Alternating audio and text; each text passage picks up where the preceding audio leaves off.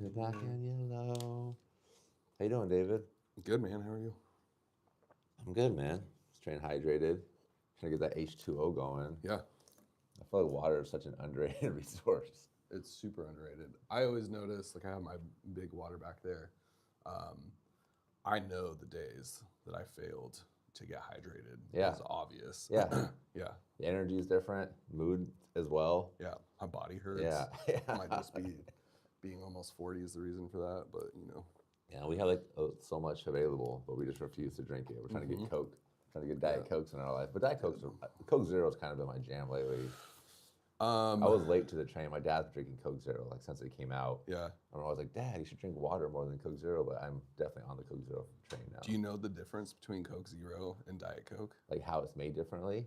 No, that's what I have no idea. Do you I know don't why? know what it is. I could definitely taste. I've never been a big soda drinker. You know what I mean? But Yeah. it seems like it's more alive. Like Diet seems like it's a little flatter. I feel like Okay. it's not like it's less vibrant. Is it aspartame in it still? I have no idea. I feel know. like everybody I feel like got mad anytime you look aspartame. at the ingredients of something you buy at the store, you're just not gonna want to participate. Yeah. So I kind of just like let me just be oblivious and enjoy this 100%. this Coke Zero. Dude, that was did you This see podcast presented to you by Coke Zero. Coke Zero. Yeah. Uh, I saw the most insane. Like, I'm gonna bounce this idea off you real quick. I wanna Yes. hear what you have to say about Okay. it. And this is like a very beginner thought. So if someone hears this, or you're like, yeah, that's dumb. Like, I'm ready to hear that. Okay. So think about people saying all natural. Mm-hmm. Okay. What isn't all natural? Yeah. So, right, everyone's like, oh, it's chemicals, it's stuff we do this process with, Yeah. all this stuff. And I'm like, but aren't we part of nature? Mm-hmm. So if we're doing it, is it not all natural? And why do we hate aspartame so much? Yeah. Like, I really want to know. And how does Coke Zero fall into this? What are we supposed to do with I it? think aspartame, it has negative health, like there's consequences if you take a lot Yeah. of it. So I think Yeah. that's why we don't like it. Was it Joe Rogan? I think it was Joe Rogan said, like, if aspartame kills you, there was something else going on. Oh, he's like a big supporter of aspartame. I guess he's He might be paid by he might big be being paid by the aspartame, aspartame lobbyists Yeah, to be like, that's what I'm like, saying. I want to but what understand else? more about it. Yeah, for But sure. bottom line, water, especially from Fred Meyer. That's a good point though. So I feel like people take so much, but the other, yeah, our food culture is just kind of wild. Mm-hmm. Because I feel like me, I can eat the same thing all the time. Yeah. And so it's just a matter of what's in my fridge. It's like, am I eating healthy or not? Yeah.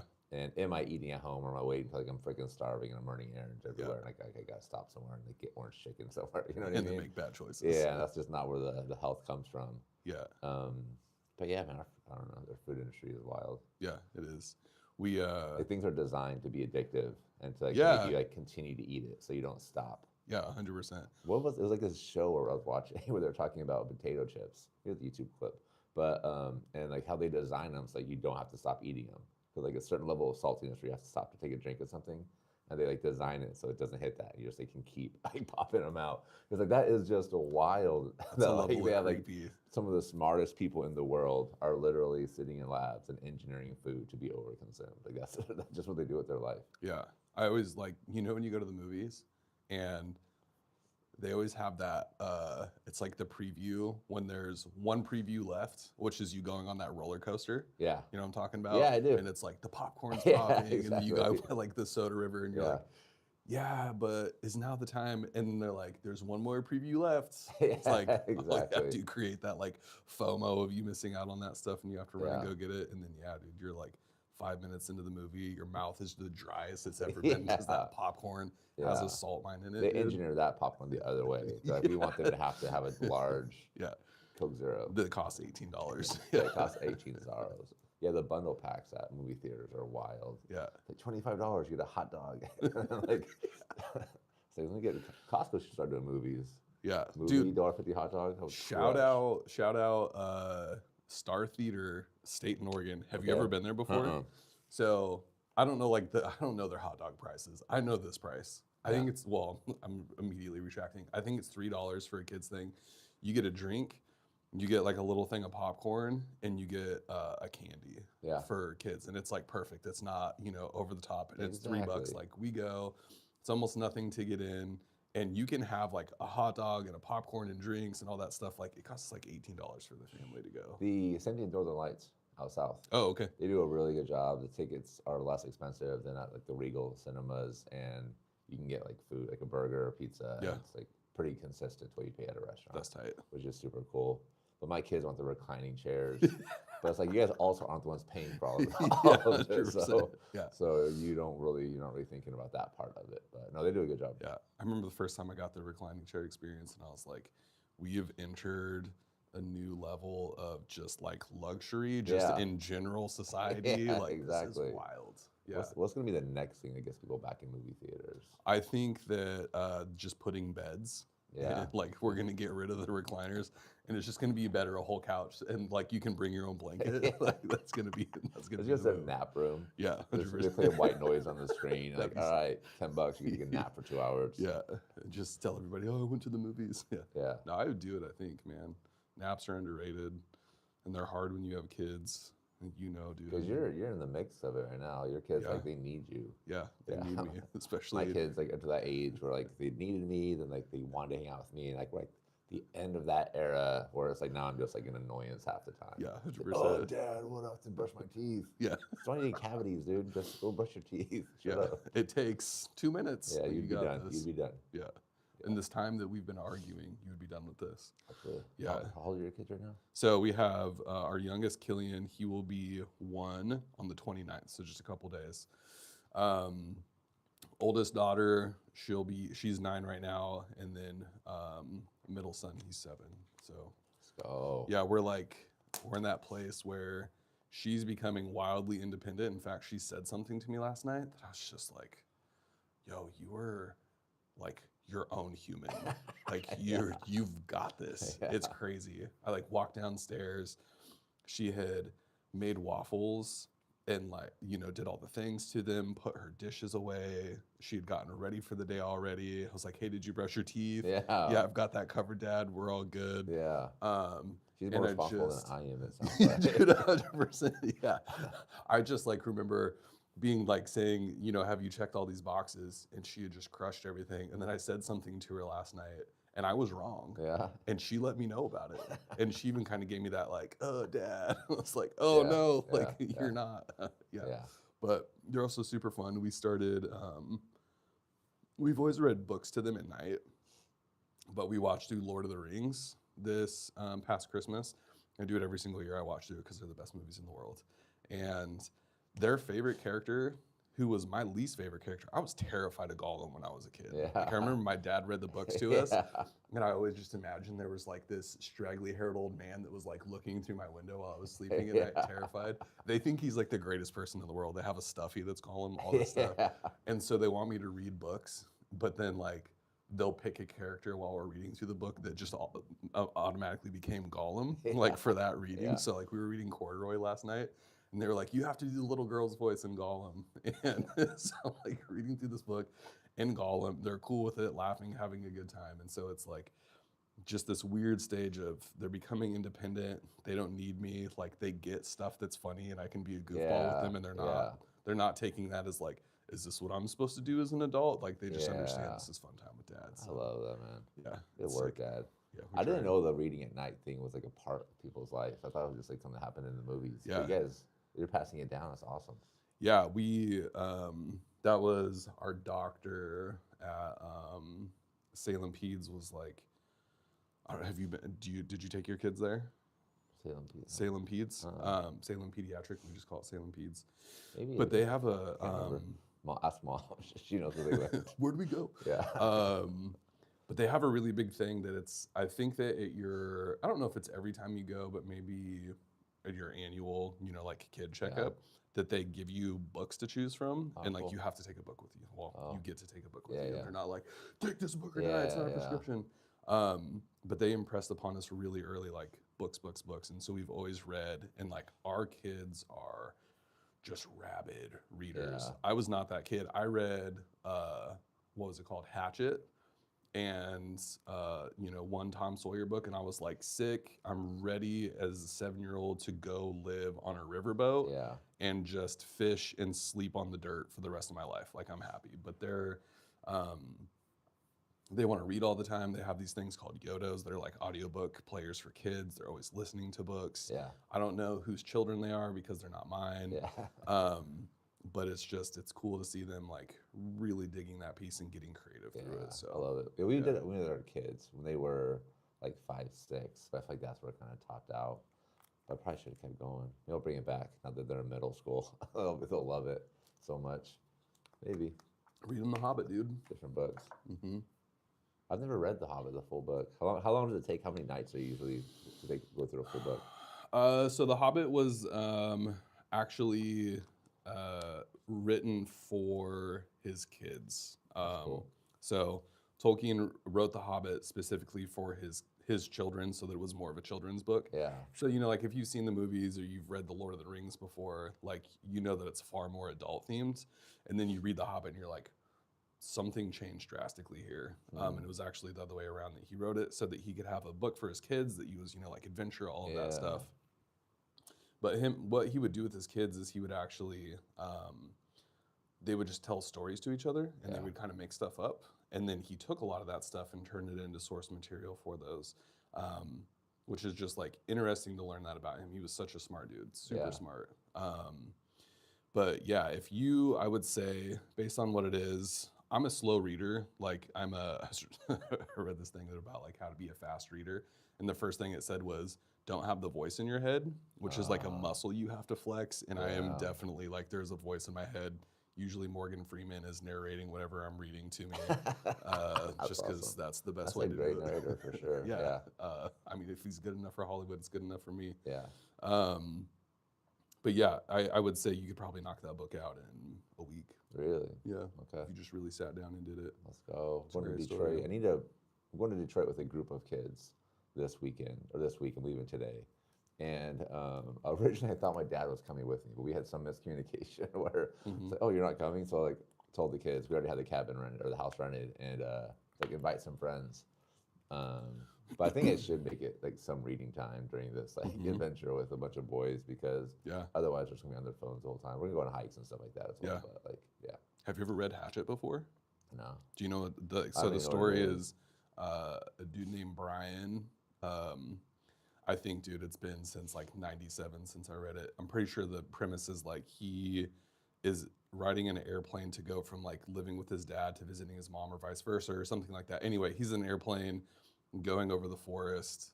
The plane stops working, it crashes, and so he has to survive on his own for like a year out in the woods, and it's just like the sickest boy story ever. So you should read it. It's a quick read. Hatchet. All right. Yeah. I like it. My favorite book as a kid. Yeah. And I gotta say, I remember even thinking then, like, how did they let him bring a hatchet on the airplane? No, how for do you sure. get the hatchet in the airplane? It's like he has the Different hatchet on the time. airplane, and then when he eventually remembers that like there's the survival 22 in it, and he like swims out and he has to get through the dude's dead body to like get it out. I remember being just like, oh my gosh, what's happening? And then fighting off a bear in his little rock cave. Yeah, dude, it's a dope story. You should read it for sure. Yeah, maybe they'll go outside and grab a stick and try to chop down a tree with it. Probably. Yeah, that's what my son's doing right now.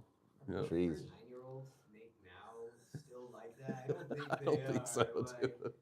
Yeah. This kid's just got a weapon. He just crashed an airplane. He's swimming and then digs a gun off the dead body. That was a different time, dude. Gary. 9-year-olds. Yeah. Yeah. Back in like 1970 or something, that was made. You got out the book fair at grade school. 100%. The book fairs went hard. They went hard. Yeah. Best book I got from there, besides Hatchet, was a biography of Adam Sandler. No way. Yeah. They had a kid's biography of Adam Sandler. That is awesome. Yeah. I remember The Mouse and the Motorcycle. Yep. The Beverly whole Cleary, series. baby. Yeah, Beverly Cleary. That was my jam for sure when I was in grade school. Yeah. I remember being at a book fair and wanting the book. My dad would buy it for me. I was like, "What the heck? Like, why can't this is the book I want?" He said, "Get a book." But I found out he already got it, and I got it for Christmas. Yeah. And so I felt a little bit like, oh, makes sense. It was like just a huge surprise. Yeah. So I mean, like, your dad's an author. You're an author. Were books like a big piece of like your upbringing? Not really. Okay. Yeah, not really. It just showed up later. My dad never read. Like, Wild. And then he just started writing books after he retired. I think like the book he read was like the Jordan Rules. He read that, and then like sports books. I guess as a kid I read more than maybe I'm giving you credit for now, because I think we always had books around, and like sports books for sure. And then Beverly clearly was. Yeah. I think I read like all of her books. Yeah. The Choose Your Own She Adventure was- books were the ones yeah. that were always a lot of fun. But those were like the dessert book. You know what Yeah. I mean? Freaking Y- y- Animorphs. dude. yeah. Did you read Animorphs? I remember them. I don't remember like getting into Okay. them. I think they're like a little bit after I was. My time. Yeah, that's right. Because you're 2 years older than I am. I think so. Yeah. You were born in '84. That might have been right after. I had Yeah. Goosebumps. I think Animorphs Yep. came right after Goosebumps. Yep, I read hella Goosebumps. Yeah, I remember Crush the whole series. There's like hundreds of those books. They Yeah. just kept writing. Are they still writing them? Who knows? I don't know. I know they're still kicking out. Well, at least they did that movie with Jack Black. Like, but I don't know, dude. Maybe that was like 20 years ago now. Was it? I don't know. Yeah, it's hard Uh, to know sometimes. Yeah, I think it's been a while. That's crazy. Yeah, Goosebumps was the jam. I remember I had a friend who Animorphs was his thing. I probably read like every third book, but he was dedicated. And I remember like something very crazy happened at the end, and I think it was they were like, it's time to wrap this up with the publisher. Yeah. Like looking back on it now, and it just I remember it like devastated him. And like it ruined him for a while. I remember my homie was different because the way the Animorphs That's hard. crashed. Yeah, it was Remember nuts. there was like I'm trying to remember the books my kids got into. It's like Diary of a Wimpy Kid. yeah, I think that's it. It's like the comic books, right? Yeah. Kind of. I remember we'd go to the store to get the new one, and like they'd read it like on the way home Yeah. because it's a comic book, so you can just like crush through it pretty Yeah. quick. But no, they loved them for sure, and the movie was they did a good job with the movie too. Yeah. I watched the first one. And I know nowadays a lot of kids are reading Dogman. Yeah, Dogman. My kids, we've just that been was another one that they got into for sure. Yeah.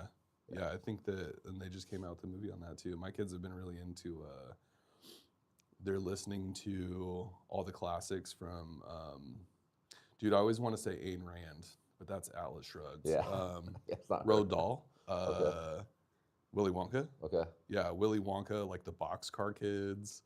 Yeah, they're getting into some of the classics right now. oh, that's pretty so, cool. Yeah. Just like listening to on YouTube or something. No, they do it Audiobook. on their little Yoda players. What's good? I don't know what that is. So it's like, it's kind of interesting. It's really cool. I'm pretty sure it's based out of the UK. So it's like this big, and it has a Wi-Fi connection. And what they do is every single day they kind of put out like a kid's podcast on it. And so my kids will get up in the morning and listen to it. And it's this dude that'll ask them like weird questions. You know, if there's like some sort of international special day going on, he goes over it. But then like kind of challenges them to use their imagination. So that's like part one, which is actually more like part two. But the whole point of it is you can buy these cards Okay. that you just put in there, and then That's it just cool. reads the book to you, and that's all it does. So That's there's no awesome. music. Yeah. It doesn't do like, you know, there's no screen on it. It really is just audio stuff. So That's awesome. they listen to a lot of books, read a lot of books, but they're like, I feel like those devices are making a huge comeback right now. Yeah. Because everybody's like, I want my kids to be able to do this, mhm, but I don't want them to have the whole world at their fingertips Totally. with a smartphone. yeah, Like even I think I don't know. I feel like iPod. Like what was that? iPods? Yeah, iPod Touch, whatever. Yeah. Like bringing those back, would, Yeah. I think would crush right now because so many people are like, I want to listen to music. I just don't want to Yeah. like, be distracted by all this other stuff all the all time. the other apps, social media, all the time. Yeah. Dude, we actually have kids at our youth group, like high school kids are starting to show up with not just Walkman CD players, but like Walkman tapes. Like they're showing up, ear pods in, connected with a wire, and they're like, "Yo, dude, Yes. check out this new album I just got." I I'm like, love does this that. mean Sam Goody's coming back at some point? Like, am I gonna get overcharged for, you know, like a one-track banger, and the rest of these are just awful? Like, Oh my gosh. yeah, Well, we are here to talk about Better Together Supports a little Yeah. bit, which is your organization. yeah, You've been part of the IDD community for 2 decades at this point. yeah. Which is probably wild to think about. It is wild. First as a DSP, Yep. and now starting your own agency where you do in-home care hmm for people with intellectual and developmental disabilities. Yeah. Got it. Boom. Nailed it. Nailed it. What was the reason that you got into this world? So what was that first thing where it was like, all right, I'll do this? Yeah, it was actually my mom. So I grew up in Northern California, and my mom was a special ed teacher at the juvenile hall there. And so it kind of filled two roles in our house. So, you know, like during school hours, all of the kids who were on, I'm gonna try not to use too many, you know, industry specific terms.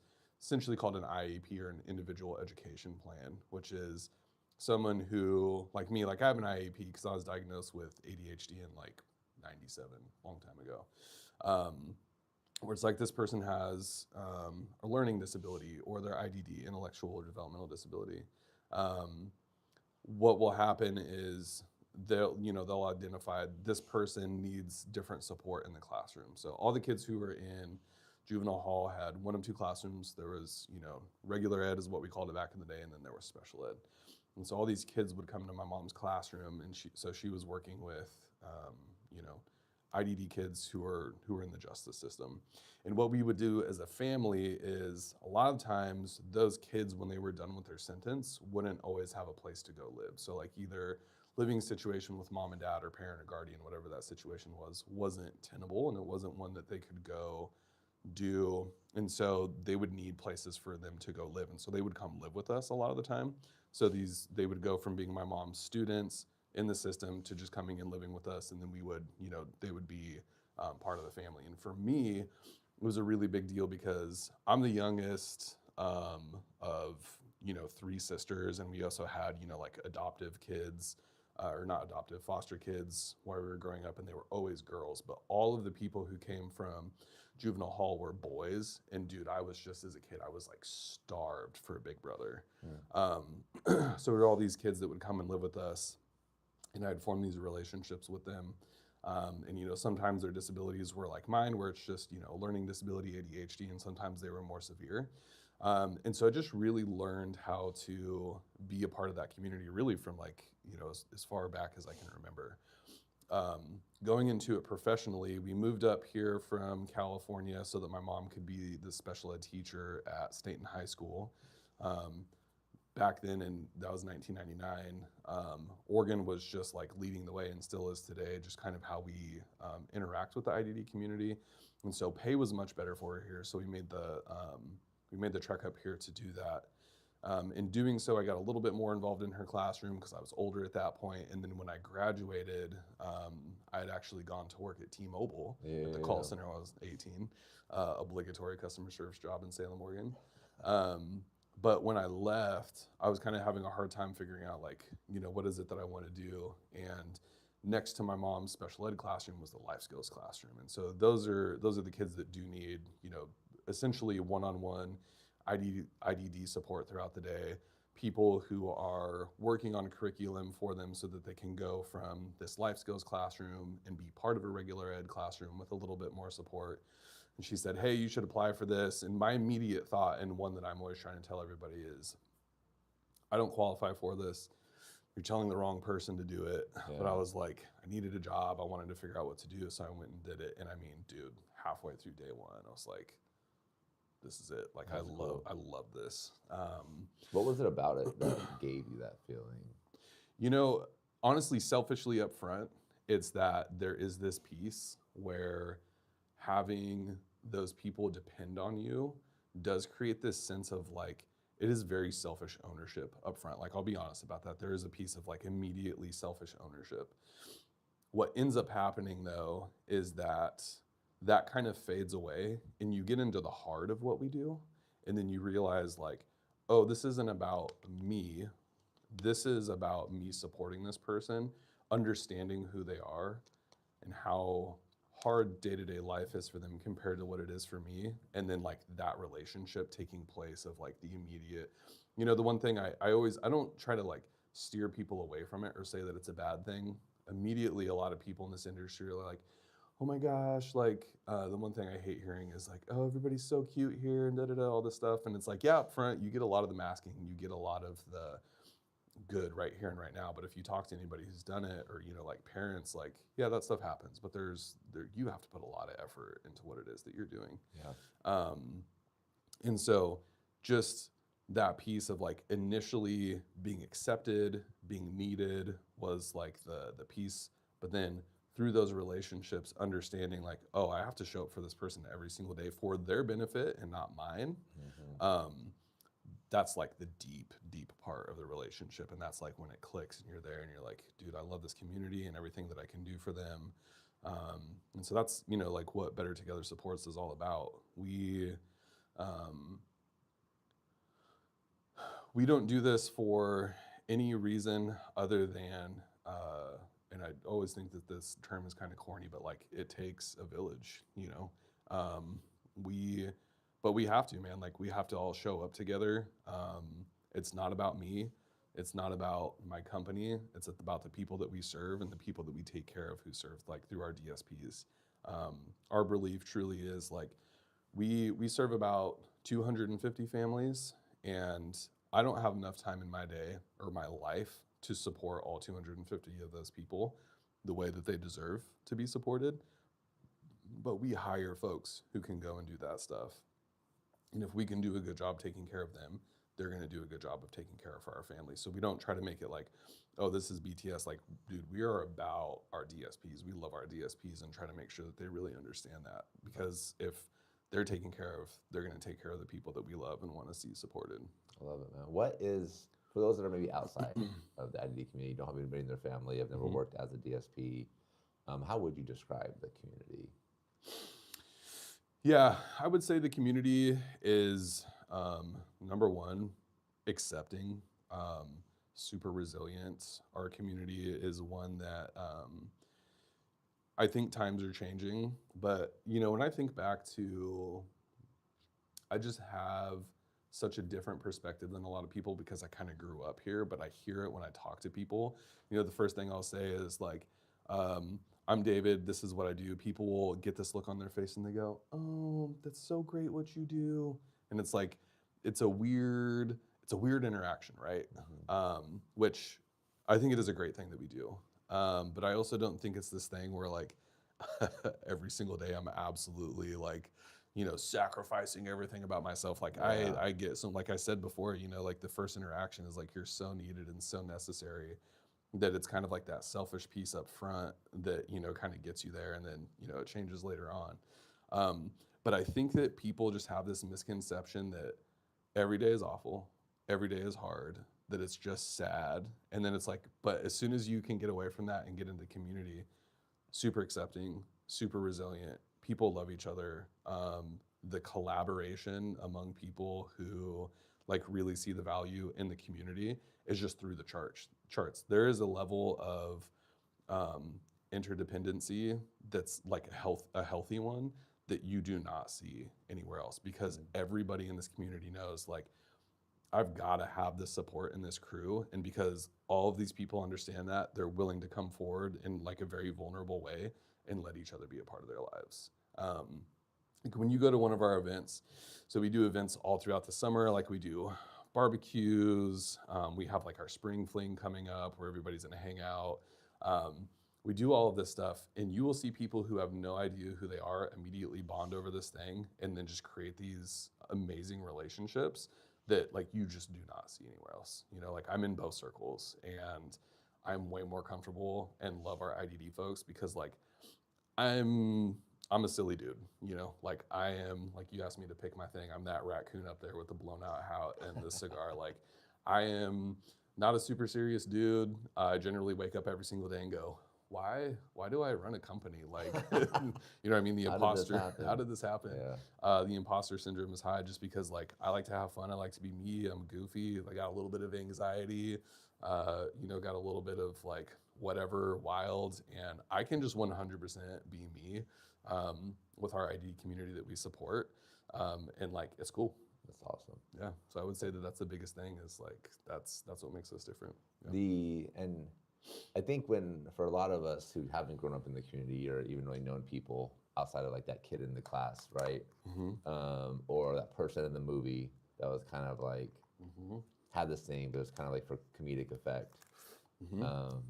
I think sometimes our perspective of the community is based around those interactions.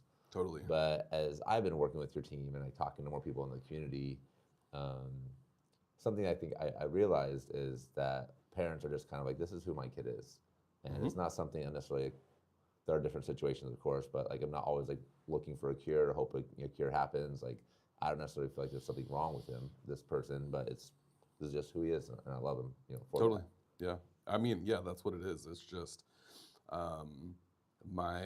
this, you know, person in my life needs a different level of support than other people, but like they're my kid. They are who they are, and like we do the things that we need to do. I was actually going to ask you, when you started doing social media with Jackson, I loved that. I should probably put this on silent. Hold on a second. Let me silence the dumb phone. If I can We even gotta talk figure about it your out how. phone at some point too. Oh, we'll but definitely talk about yeah. my phone at some point. I'm actually gonna put it on the throne because it's the goat. Sorry, where was I? Yeah. So you were working with Jackson. I loved that when we decided to bring him in and have him be a part of it, that you were immediately like going to his house and picking him up and bringing him and Yeah. taking him home, and like you were doing all of that on your own. Like nothing made me happier than to see you like, oh, SB like jumped into this. Yeah, for This sure, this was yeah. not like a what should I do here? Like you just went and did it, and I think that that's the step that most people don't take. And so I want to ask you, what is something that maybe you were worried about or concerned about, or not even necessarily those, but like you didn't know Yeah. that maybe you were like, dang, I was way overthinking this, or yeah, just anything I think along I'm those pretty lines. comfortable and like I'll figure it out when I get there, Yeah. like space. So I didn't have those questions as much with Jackson. I think, and I'd met him a few times as well, Mhm. so we kind of knew each other a little bit. Um, I think where I did have is when we did the podcast previously, and I was interviewing parents, and I was very much like, what do I say? What are the right words to use? I don't want to like offend somebody. I don't want to represent your company in the wrong way either, right? Yeah. So I think that's really where I was kind of like I had a lot of those questions was Mhm. just like, is this the right term? Is this the right term? Because sometimes with people would like send me DMs like, hey, you shouldn't be saying that. And Totally. I'd ask other people, and I was like, no, like that's fine. You know what I mean? So Totally. like, so I think that's where I kind of had that. It's just, am I saying this the right way? Am I going to say something that comes across negative that maybe I'm not aware of is Yeah. a derogatory term? Totally. Yeah, and that's like I know I've already said. And so we've you been- almost like avoid the conversation. You know what I mean? That's Like you almost exactly just the like point. completely escape it because like, well, I could go down this route and potentially make a mistake, or I can just like just play over here, which is Yeah. safe zone. Yeah, totally. That was something I wanted to talk about this morning was like we have this idea of competition, right? Like people who do business, there's this idea of competition that you know I think most people would agree competition is good, right? In some way, shape, or form. But also other people see competition as a bad thing. I look at competition this way. If you and I own the same business and we're competitors in that sense, I always look at are you going to come up with an idea that is going to revolutionize the way that we're doing things and cause me to make a change that's better for the audience that we have? That's a good thing, right? Mm-hmm. Especially with the community that we serve. So I always look at the people that we're in competition with in our community, agencies who do exactly what we do, as a way to maybe I'm going to have an idea and put something into action for our business that a lot of people are attracted to. They're like, oh, this is awesome. This is the way to do it. But then if you start doing it and that creates a better environment for the people that you're working with, bro, we just won. Yeah. But I think unfortunately people get too stuck on the like, oh, my business, these things, blah, blah, blah. I don't think people realize, going back to what you were saying, I've probably already said things just in the 20 minutes that we've been talking that someone's going to hear and be like, they're offended by it. Yeah. They don't agree with it. And guess what? That's totally fine. That's okay with me. Mm-hmm. We are a company that does things a certain way.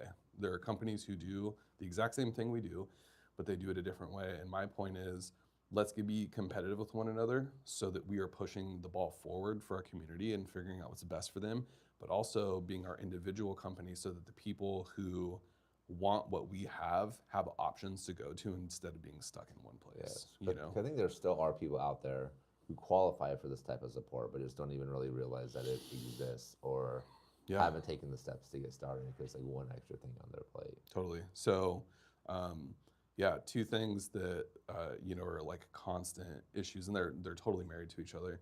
There's a national DSP crisis that the shortage of people who can provide this care is just through the roof, which is why they're like the federal government is really supporting and pushing resources to be available so that we can do the job that we need to do. And the hard part with that is that, dude, we talk to families who, we can find them a DSP in a couple of weeks, which is long to us, but they'll be like, I've been waiting for years just to be able to have a conversation with somebody. Just to have someone even show up and say, I want to know a little bit more about this person you're sending me, your company, and doing these things. And that's where it's like, that's the hard part. Where like we need to, as agencies who do what we do, we need to be competitive so that we're good employers, so that people want to come and do this, so that we can serve the people that we want to take care of. Absolutely. Yeah. The jump to starting your own agency, what were some of the biggest challenges you faced, and how did you keep going in those moments? Totally. There was a lot of, the beginning of the company was really hard. The idea for it came when I was working for another agency, and while I was there, I was going to Corbin. I was getting my MBA, and kind of through it, we were doing all these practices. And the whole point of me getting it was to be an asset to the other agency. Through the schooling, I started to realize, like, and mind you, dude, I did not want to start a business. Like, it did not seem exciting to me. All the stuff that you have to do. Like, I'm a pretty laid back guy, so like looking at CEO life, I was like, bro, I will skip this. I'm like, at heart, like, I'm a very service oriented person. Like, if you ask me, like, even my staff now, if they're like, hey, David, I need you to do X, I will go do it. They don't ask me anymore because they know, like, super busy, and I'm like really thankful for my team. They're so amazing. But through it, I just really felt this nudge, like, you can do this. You can do this on your own. And you know, I'm being like, I'm a Christian guy, and I really feel that, you know, faith, God was saying like, hey, I need you to go do this. And so I was like, maybe this is a crazy thought though. So I went to my family, and this is like, I'm halfway through my master's degree, and I get my parents, I get my sisters and my brother. And I know earlier I said that I grew up with sisters. That's a crazy story for another time if you ever want to hear it. I didn't know I had a brother until I was like 26. And then, or maybe I was a little bit younger. Yeah, like 24. Anyway, got everybody either in the room or on a conference call. And I said, hey, this is what I'm thinking about doing. And before we went into the meeting, I said, if one person says, I'm not going to do it. And everyone said, go for it. So I drafted a business plan. I sent it to a couple of friends. And this is where, like, when I look at why Better Together supports, stuff like this is exactly why. I sent my business plan to a couple of friends. One of them said, let's go get dinner. So we went and got dinner, and he said, I want to give you like your startup loan for this. And I was like, bro, I was honestly just asking for your opinion on this business plan. It was not a sales pitch. But that's where I look at it, and like, it would have been really easy for him to look at it and say, this is a cool business plan. Good luck, have fun, because he's a business owner himself. But he showed up and said, yeah, let's do this. Shout out Stinson Mechanical. And so that's really where, like, the idea of we can do this stuff together, we can support each other, you know, we can give each other our roses and like root for each other to go do this stuff. And it's without really strong community connections that are genuine and not just serving myself, that like, I think that we all succeed. You know?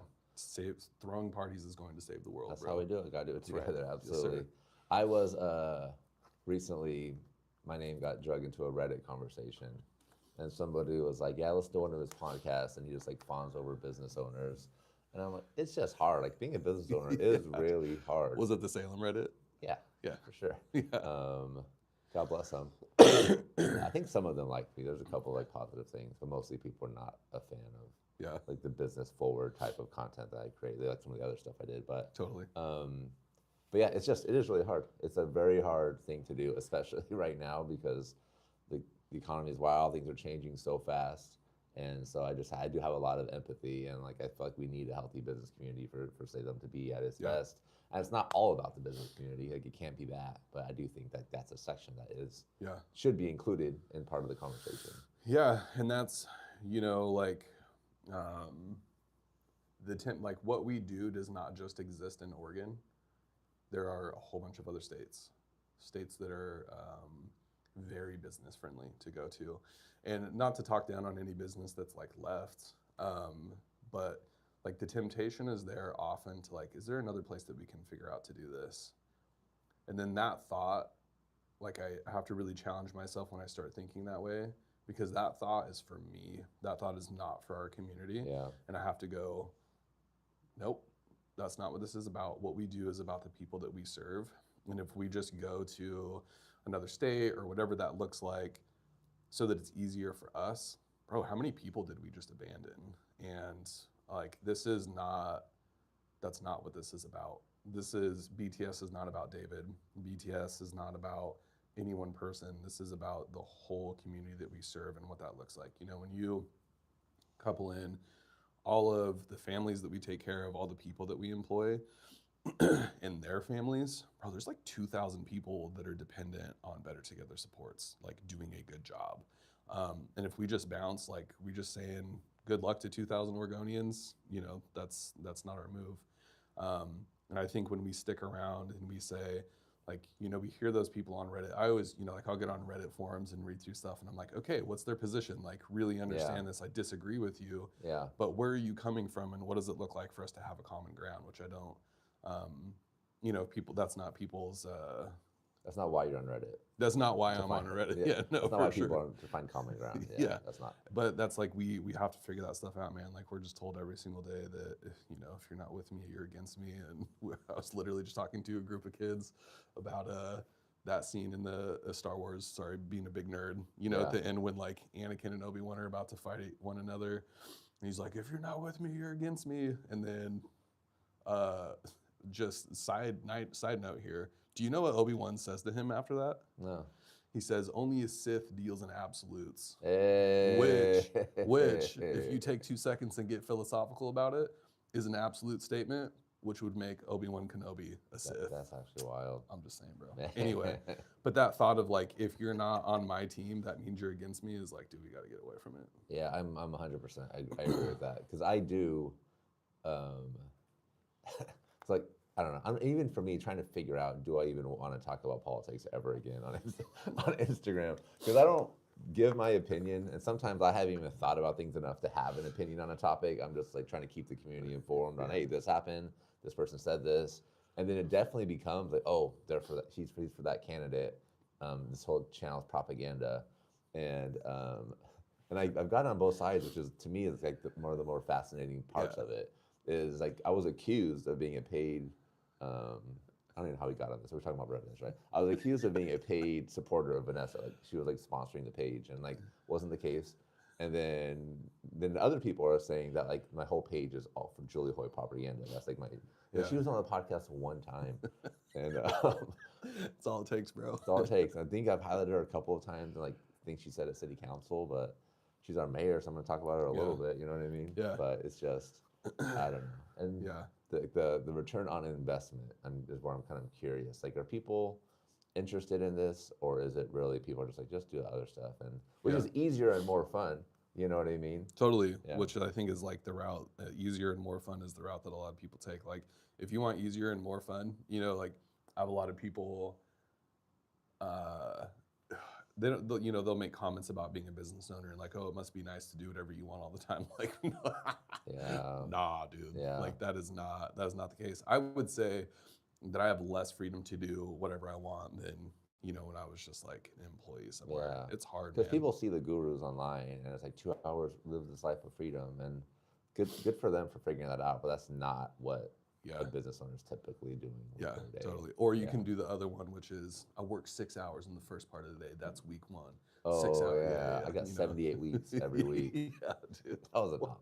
That was a wild thing to see. I love it.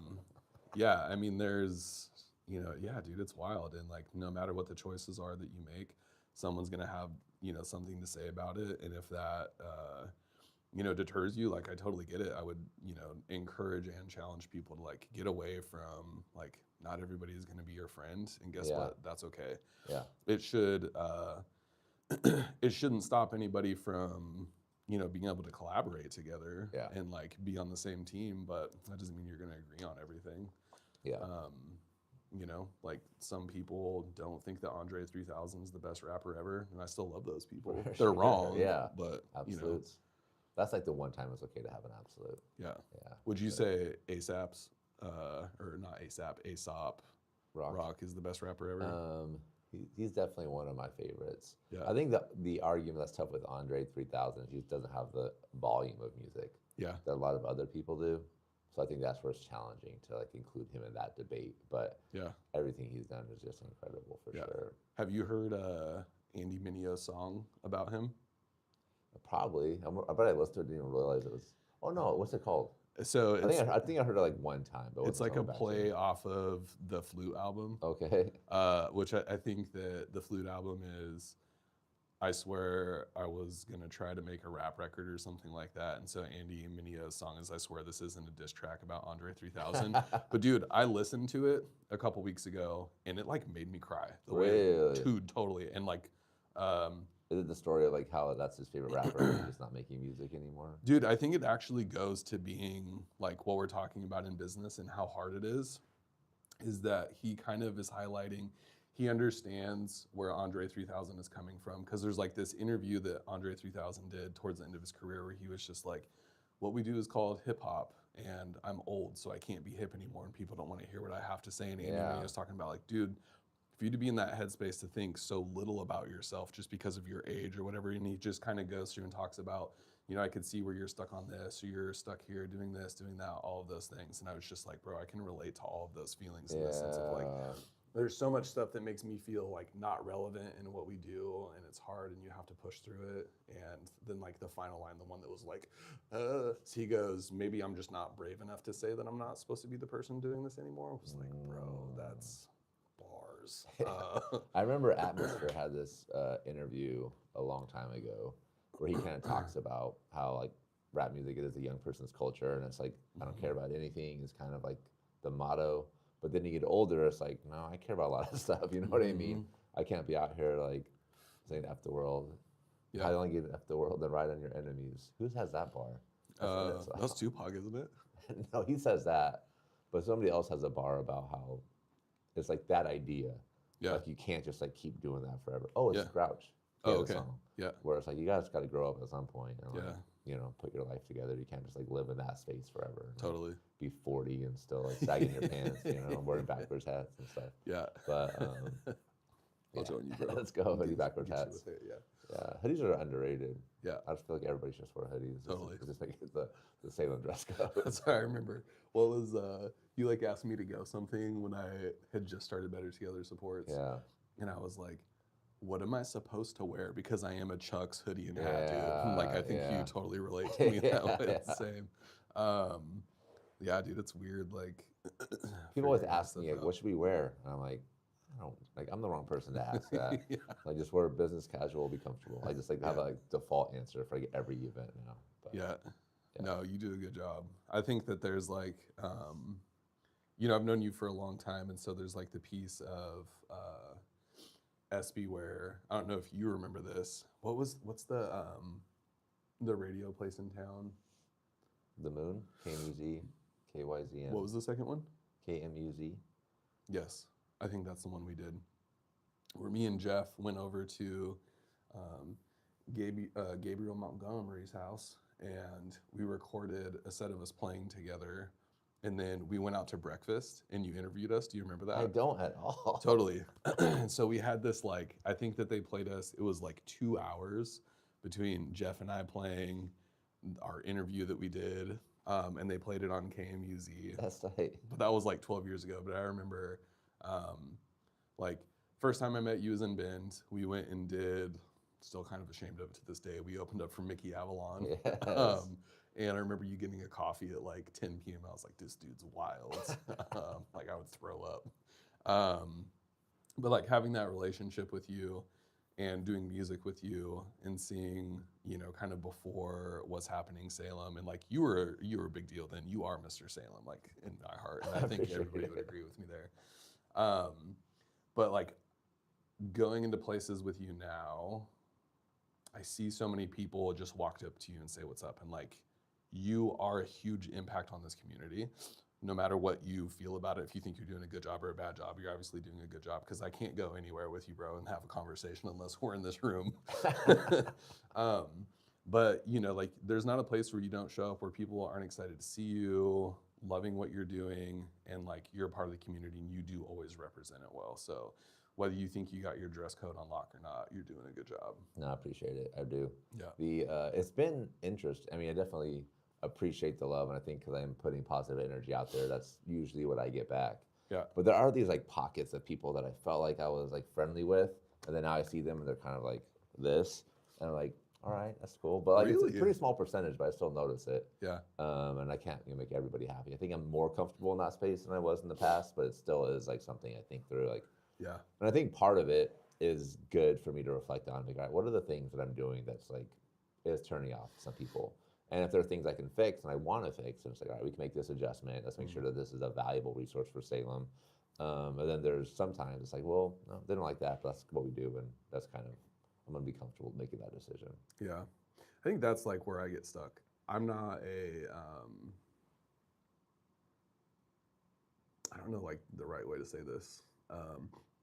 We're not ever going to make everybody happy. And I think if we're making everybody happy, we're not doing anything for anybody. Yeah. But I just don't think that equals like, we have to hate each other. Yeah. You know what I mean? I think that that's the piece where it's like, we don't agree and I don't like you equals die or whatever, you know what I mean? Like just like that extreme of like, whoa, bro, that got dark fast. Yeah. And it doesn't need to. Yeah.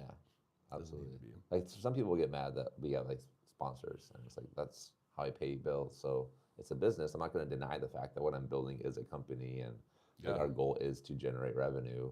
But I feel like we do it in an honest and transparent way, so I can like look at it and like, well, that's what it is, you know. But it also makes it so that like it's interesting that people's take on it is like, oh, you're making money, you shouldn't be doing this. Recognizing that in doing that, it's making it so that people can access it for free so that they don't have to pay for it. Exactly. Wild. Because nobody's going to pay $10 a month for it. That's the reason it works, is because people don't want to. Yeah. But yeah, there is that challenge. Huh. Interesting. And it's okay. Some people feel that way, and that's fine. No, I'm a big believer in like, you shall not muzzle the ox, dude, which means like if people are doing work, don't make it so that they can't eat and do the thing. Like you need to be compensated for what you're doing for sure. Yeah. For sure. Go out there and do the thing, man. Tell me about your phone. The Instagram. All right, dude. Where did I put it? Oh yeah, throw on the ground. So this is the Light Phone 3. So I have a computer at home. I have my laptop. I had my work phone and my personal phone. So I was just always connected to everything all the time. And I was realizing like I was so blown out and like dependent on screen gratification. And I was like, all right, got to change this. So I started researching. I was like, how do people get away from smartphones? And the Light Phone was the first thing to pop up. And this is not a paid advertisement.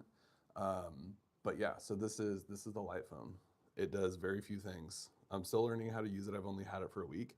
So it has, you know, your passcode, but it has a phone, an alarm. You can see pictures that you take, and camera, and then settings, and that's it. That's all it does. So, yeah. No media. What do you listen to in your car now? So luckily my car has its own Spotify subscription. Okay. And like through the dealership that we got the car through, it has Wi-Fi, so There I you don't have go. to sweat that. But I was super worried about it. I was like, what am I supposed to do in my car? But Yeah. it's good. It carries its own Wi-Fi, and I got my Spotify. That's sick. So I can listen to my audiobooks. So That's powerful right there. I've been listening to The Count of Monte Cristo. That's the third version. Yeah, this guy right here, third version. I wonder if the fourth version they'll make it more media friendly, where you can like download stuff and like. So I feel like that would be a plus. My biggest hope right now for this episode to go mega viral, if nothing else, would just be for Spotify to hear. Make the Light Phone app so that we can have it on here. That's all we need is the Light Phone app, and then we can move on with our lives. There we go. That's like the biggest thing is they're trying to figure out how do you get a version of it on your phone that doesn't require like all the other stuff that comes with it for like premium subscribers. Yeah. So yeah. That'd be a good like jab at Apple. I feel like also if they did that. Yeah. I feel like they have beef already. So are you an Apple Music or Spotify guy? I'm on Spotify. It's just because I've had it for so long and like knows me. My playlists are on there. Do you know who got me into Spotify? You did. Let's go. 100%. How long ago? I think it was at one of your Kid SB farewell shows. Okay, we were talking. Yeah. I've had like 4 last shows for sure. I gotta do one more. I think I drummed half of them. Let's at go. least, yeah. So, No, I we do remember were. when it first came out and telling people about it. It's like you can stream any album, it's all there, and everybody's like, Yeah. yeah, right, yeah, right. I'm like, do it right now, I'll No, show it's you. there, Because they used 100%. to, I don't think they had a phone app at that point. You had to do like on a laptop or a Yeah. computer, so it was the whole thing. But Totally. yeah, Yeah. No, you told me about it and I jumped on it. It was like, peace out, Pandora. yeah, exactly. Yeah. I think it's because I told you I just bought in the Son of Chico Dusty Big Boy album Okay. Okay. with Shutterbug on Yeah. it. Yeah. And you're like, bro, why did you buy it? You could just have Spotify and stream it. I was like, I don't want to shuffle without, I just want to listen to this album. You're like, no, you can't just listen Yeah. to this Exactly. album. They changed it. Yeah, Yeah. What a cool platform that killed the music industry. 100%. You can't even make money off of music now. It's just like Yeah. marketing for the other stuff you're doing. Yeah. I feel like tours. Is that why it's so much to like go to a concert now? Because like that's how artists make money. It's not just because of that. That is a big part of it. Yeah. So like the Live Nation thing. I don't know if you followed that. What is that? So Live Nation has been going and squashing. I mean, they've ruined the music industry. They got sued recently, and it's this big federal thing. And then Trump shut it down. I don't know. I don't know how to sum it all up, but Live Nation's a big part of why concerts are so expensive right now. Oh, I thought you said libation. I was like, are we going back to the No, water at Woodstock '99? For big concerts. I mean, for local Yeah. concerts, that's obviously Yeah. a big part of the ticket price. And rent, you know. Yeah. Yeah. Like, you know, if you're renting a business downtown, to cover the rent for the place nowadays is really, really hard. Yeah. And it doesn't make a lot of money. So, Yep. but yeah, for bigger concerts, you know, the reason that these shows you go to are $300-400 a ticket is usually because of Live Nation. Okay. Hmm. That's wild. That is. It was about to get squashed, but it didn't pass. Somehow they just got a slap on the wrist, and so they're gonna keep doing it. That sucks. Hate that. Yeah. This podcast brought to you by Live Nation. Sponsored. Yeah. No, I remember reading an article on Revolution, who, for the uninitiated, is like a pretty popular. It's my girlfriend's favorite band. Is it? Yeah. They go hard, dude. Yeah. Yeah, reggae band, and they were talking about how they're like always touring, and they do it because it's like the only way that they can make money. Because yeah, they don't get anything off of Spotify, you know, as I was alluding to previously, talking about paying way too much for an Yeah, album with one yeah, banger on it. It seems yeah. that he doesn't exist anymore. Yeah. Yeah, it's hard. I think it's hard too, though. Like, I was talking to somebody who said Spotify's goal is to get you to add a new song to a playlist within 3 seconds. Oh, really? Yeah, Huh. that's like their target, and so people are creating songs that within 3 seconds you want to add it to a playlist because that's the only way that they can make money through like the Spotify distributors. Interesting. I know that. Yeah, but there's also like hard thing with that too. It's like my music gets added to playlists all the time, and we'll look at them and like they seem like bots. Hmm. You know? Yeah. But you know, I will say there is some money from Spotify because I don't know how many listens I've got at this point, but I think we ended up making like $40 last year. There we go. You Not can pay great, for your Yeah. annual DistroKid Yeah. subscription. I remember Yeah. when Oregon Homeboy came out, and it was when iTunes was still a thing, so people were like buying songs for $1, and I got a $300 check, Oh, and I was like, I made it. This is it. This is it. This is the beginning just of the up from here. end. It's only upside from here. That was like the biggest check I ever got. I don't think I made that much in a year after that. It was, it was like $10 here, $10 there. Dude, that's wild. It was mostly because somebody would like buy an album, but usually it's off the merch and CDs. yeah, my Oregon Homeboy sweatshirts I made crushed it. Oh, That was like yeah. the only thing I did, and then I would do like graphic design for people. But like, yeah, merch. Oh, you did? Yeah, merch Okay. game was strong for Yeah. sure. How much? I was thinking about it because I was kind of assuming you were going to ask kind of like the origin story of starting this. When I think about things that were kind of like pivotal and encouraging me to say like you can start a business and organize stuff. So, do you know how Wax Trap came to be? Mm-mm. Super random, kind of. So Wax Trap is a band where you were the drummer and Jeff Hickok, DJ Hit and Run was the DJ, and we just crushed parties. Yeah. Yeah. So did you ever see the like Travis Barker DJ AM thing where they would play together? So essentially, like they would just, you know, like he would, in doing it, like Jeff and I actually, we would just play together for like an hour, and he would just, you know, play songs, and as he was blending them together, I would figure out like how the drums would make sense. Like I'll take a little bit from this song and a little bit to this one, so you don't notice that the transition is happening. We just go from one song to the next. And it was really bad at first, really bad at first on my part, not Jeff. Jeff always killed it. But he came too. We used to have a horseshoe tournament in our backyard. Okay. And so we went to the can one time and we're like, hey man, you should come DJ our horseshoe tournament in the backyard. Is that like a possibility? And he was like, yeah, for sure. Walked through the house, saw my drum set, and he was like, hey, I'll tell you, have you heard about this DJ AM Travis Barker thing? And so he showed it to me and I was like, that looks sick, but like I play rock and roll. But he was like, I'm gonna come over in a couple weeks, brought all of his stuff. I did terrible. Like I couldn't, every time he started changing the song, I like lost it and was like, dude, I don't know what I'm doing. He's like, we're just gonna keep doing this and keep doing it and keep doing it. Yes. So we did it. We did like our first show. There were 3.5 people there. It was basically like our girlfriends and a couple buddies. And I did terribly in front of like my most loved people. But nobody else probably even noticed because they're dancing to the music. Yeah, they were just hyped. Like, they were really good friends. Like, yeah, everybody's on stage. But then like we did it for a long time, and like years later, like we were really good at what we did. Yeah. It took a lot of practice.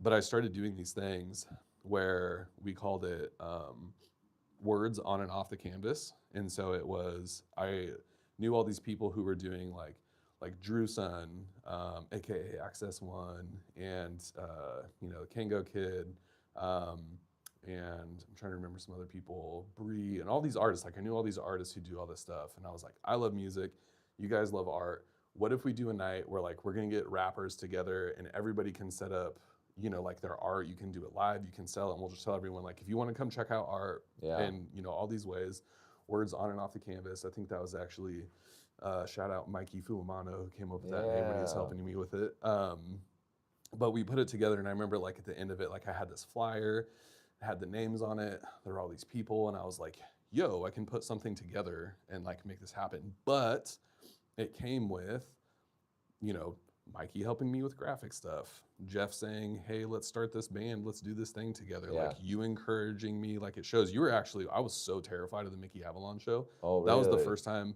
because we packed that place out and there were like thousands of people. Dude, I was terrified going up on stage. I remember holding my drumsticks, getting ready to walk up, and was like shaking. But I remember like looking over you and you'd said something and I was like, it's cool, we got this. So we went up and did it. But it was all these people who like along the way encouraged me or just like gave me a platform for absolutely no reason, that were just like willing to take that chance. So I was gonna say, what was kind of like what were your building blocks to where you're at now? To what's happening in Salem? Yeah, it's trying to think how far to go back. I've always been the person to like put things together, like you talk about. I remember in 3rd grade, I organized a 3-on-3 basketball tournament like at high school. So I was just like, oh yeah, like this. I understand the parts that would like help this come together.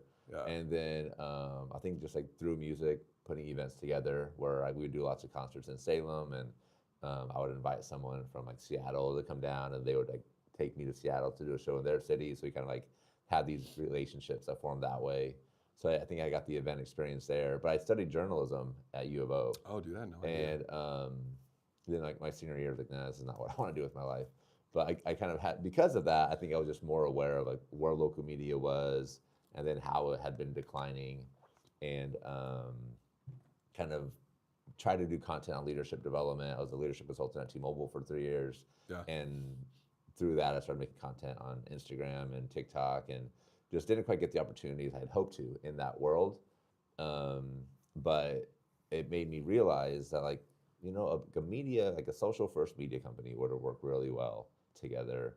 And right now we're in a place also that people just don't come out and do things together. That's a skill I have. So I could probably pair these two things together and make something pretty cool happen in the community. And it just took off quicker than I ever could have imagined. I mean, I think once I figured out, just like through consistent iterations of different types of content, figuring out what worked well, I mean, it was just like a hockey stick for a while. And since we've been at 40,000, it's kind of like leveled off, and it's like the growth has been pretty slow, but it's still consistent growth, and people like unfollow and refollow when they see something else. But being in a city of 180,000 on 40, that's a pretty good percentage for sure. No, that's crazy, dude. Yeah, that's wild. Are you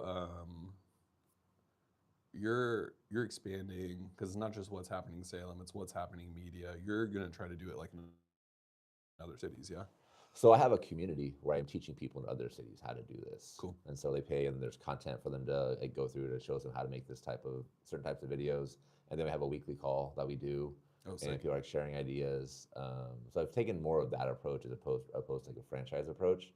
Um, Maybe I'll go back and play with the other, but Yeah. I do enjoy this type of a focus. Where people, So the the Mortal Kombat video that's gonna drop yeah, soon, was that a original idea from you? Did that come from somebody in that that community? was one I came up with. I was like, that would be fun. Yeah. Are Green you gonna push screen. that on your group? Because you should. I need to for sure. Yeah. So we did a. I actually posted it yesterday. You Yeah. haven't seen it yet. I haven't seen it yet. Okay. But yeah, so we did a video Dumbo, with, bro. with David and Jackson on a green screen, like doing like the fighting moves, and then we put a video together, so it kind of looks like it's like a Mortal Kombat fight scene. So Sick. I saw yeah, the preview. for sure. No, I'm pretty excited about playing with that idea and just like doing some fun stuff on green screen. It's gonna be awesome. Yeah. No, Yeah, that's I so think it's one cool. of the cool things. Like now that I feel like evolving a little bit, and like what we're doing with the social media agency side of things is just like what would be cool. Let's just figure out a way to make that happen because there's probably a pretty simple way with all the tools that are available. Yeah. And so yeah, I think there's a lot of fun stuff we could do there. Yeah. No, I think this is a cool time, and like, um, business has been done a certain way for a long, long time, and like I love our predecessors. There's so many people who had a lot of really good ideas, but I also think like coming into our 40s and 50s, like we're the people in the community who are going to kind of lead the charge on that stuff. Like at least probably the next 15, 20 years. Yes.